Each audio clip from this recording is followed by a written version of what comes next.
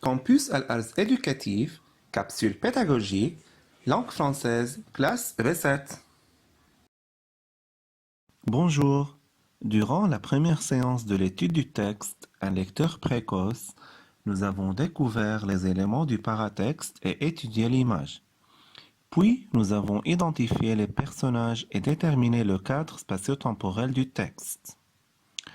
Nous allons à présent en lire les 2 premiers paragraphes et en faire l'étude linéaire. Un lecteur précoce.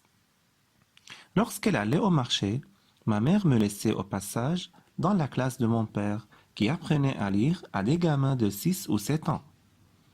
Je restais assis, bien sage, au premier rang et j'admirais la toute-puissance paternelle. Il tenait à la main une baguette de bambou. Elle lui servait à montrer les lettres et les mots qu'il écrivait au tableau noir, et quelquefois à frapper sur les doigts d'un cancre inattentif. Découvrons à présent les éléments qui composent le paragraphe suivant en répondant ensemble à quelques questions. Qui est le narrateur du texte? Par quel mot est-il désigné à travers ces lignes? Le narrateur est lui-même l'auteur, c'est-à-dire Marcel Pagnol qui nous raconte son enfance lorsqu'il avait moins de 6 ans. Il est désigné par les pronoms personnels je et me et les adjectifs possessifs ma dans ma mère et mon dans mon père. La maman du narrateur travaille-t-elle? La maman du narrateur est une femme au foyer qui ne travaille pas. Elle s'occupe de sa famille et quand elle veut aller faire les courses au marché, pour ne pas laisser son fils seul à la maison, elle le dépose à l'école où travaille son père. Quel métier le père exerce-t-il? Le père est un instituteur qui apprend la lecture aux classes primaires, c'est-à-dire à des enfants de 6 ou 7 ans. Quel sentiment l'enfant éprouve-t-il lorsqu'il assiste à la classe de son père? Justifiez votre réponse. L'enfant éprouve de l'émerveillement, de l'admiration envers son père. Il en est fier. Il s'assoit calmement au premier rang et décrit sa passion d'assister à sa classe en disant « J'admirais la toute-puissance paternelle », ce qui veut dire « J'admirais mon père ». Sachez que la puissance signifie la force et son antonyme est la faiblesse ou la fragilité. À quoi servait la baguette en bambou que tenait le père à la main?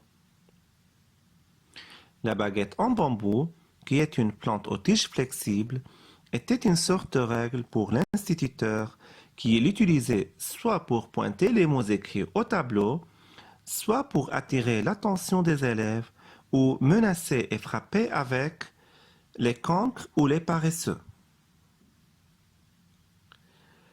Quelle différence trouve-t-on à travers ce paragraphe entre l'enseignement d'auparavant et celui d'aujourd'hui? On peut constater que l'enseignement de cette époque était traditionnel et l'élève y était peu actif, contrairement à l'enseignement de nos jours, lié au support et aux moyens technologiques et où l'élève est au centre de l'apprentissage. On comprend aussi que l'instituteur se donnait le droit de frapper ses élèves avec une règle ou un bambou pour les corriger, alors que de nos jours, ces pratiques violentes sont interdites à l'école. Reformulons à présent cette partie.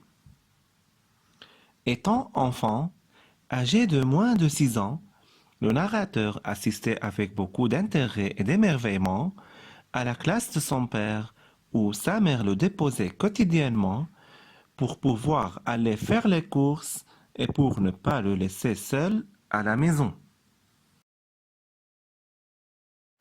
Nous allons maintenant poursuivre la même démarche pour le deuxième paragraphe. Un beau matin, ma mère me déposa à ma place et sortit sans mot dire, pendant qu'il écrivait magnifiquement sur le tableau La maman a puni son petit garçon qui n'était pas sage. Tandis qu'il arrondissait un admirable point final, je criai: Non, ce n'est pas vrai. Mon père se retourna soudain, me regarda stupéfait et s'écria: Qu'est-ce que tu dis?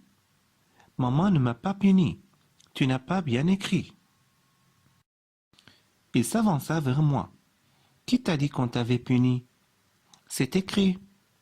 La surprise lui coupa la parole un moment. Voyons, voyons, dit-il enfin. Est-ce que tu sais lire? Oui. Voyons, voyons, répétait-il. Il dirigea la pointe du bambou vers le tableau noir. Eh bien, lis. Je lus la phrase à haute voix. Alors, il alla prendre un abécédaire et je lus sans difficulté plusieurs pages. Je crois qu'il eut ce jour-là la plus grande joie, la plus grande fierté de sa vie. Quel événement imprévu surprend le père? Pourquoi?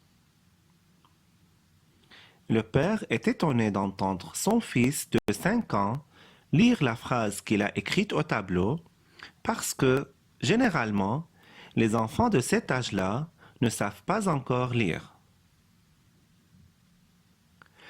Qu'est-ce qui a poussé l'enfant à lire cette phrase en criant? L'enfant a cru que son père le désignait dans la phrase écrite au tableau.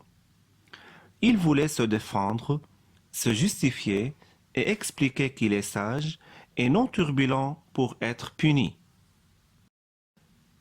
Qu'a ressenti le père après avoir entendu son fils lire sans difficulté dans l'abécédaire ou le livre de l'alphabet? Il est heureux et fier de voir et d'entendre lire son fils de 5 ans. D'ailleurs, le narrateur dit: Je crois qu'il eut ce jour-là la plus grande joie, la plus grande fierté de sa vie. De quelle qualité l'enfant fait-il preuve lorsqu'il est parvenu à lire? L'enfant est attentif, intelligent, sage et sérieux. Reformulons à présent cette deuxième partie. Un jour, le professeur écrit une phrase au tableau que son petit garçon réussit facilement à lire. Impressionné et ne croyant pas ce qu'il avait entendu, il lui demanda de lire d'autres phrases. Le petit garçon les lut facilement sous les yeux fiers de son papa. Lisons à présent le tableau synoptique suivant. Synonyme: la puissance, la force. Un gamin, un enfant.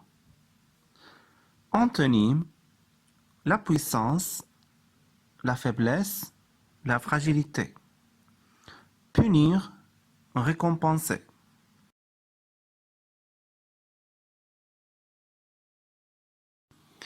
Maintenant, répondez à la question suivante.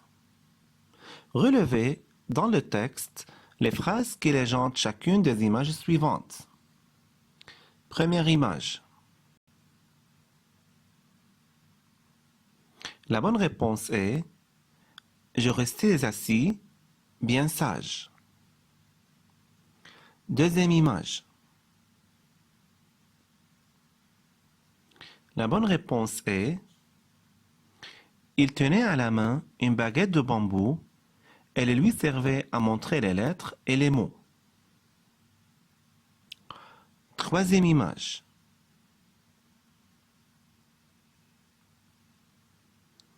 Alors, la bonne réponse est: Un beau matin, ma mère me déposa à ma place. Enfin, à partir de l'image, imaginez et racontez la scène.